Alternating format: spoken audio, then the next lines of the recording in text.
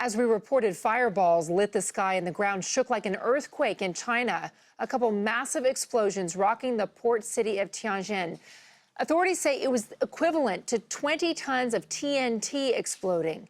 At least 17 people have died. That toll is likely to rise. Hundreds of victims are crowded in hospitals now. Andrew Jacobs is a writer for the New York Times and joins us on the phone.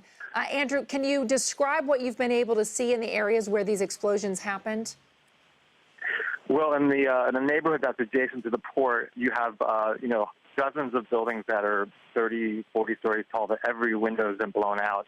Curtains sort of blowing through these jagged windows, and it's less than a mile from the blast.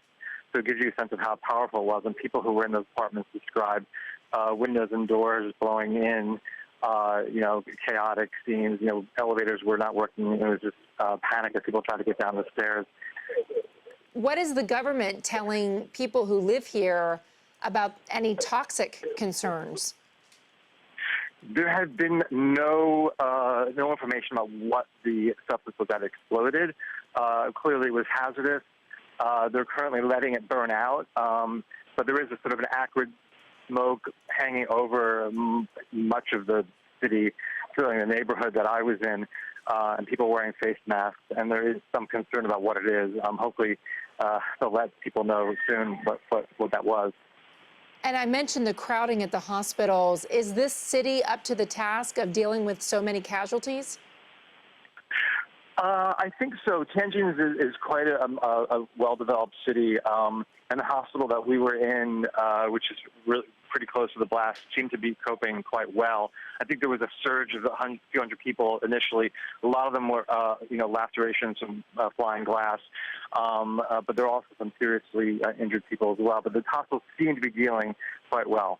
And you said that there's still not a lot of information about what caused it or what's burning at this point. Is the government giving out any information?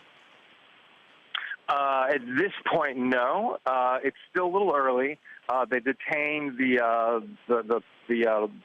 one of the top executives of this company, this logistics company, and presumably they'll find out what was in there. The Chinese government's not known for its transparency, so sometimes it takes a while to get information.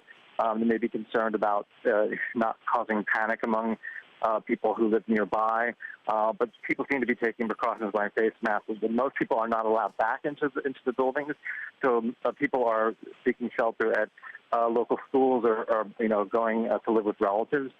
So it's it looks like a ghost town at this point. Andrew Jacobs there in Tianjin. Andrew, thank you.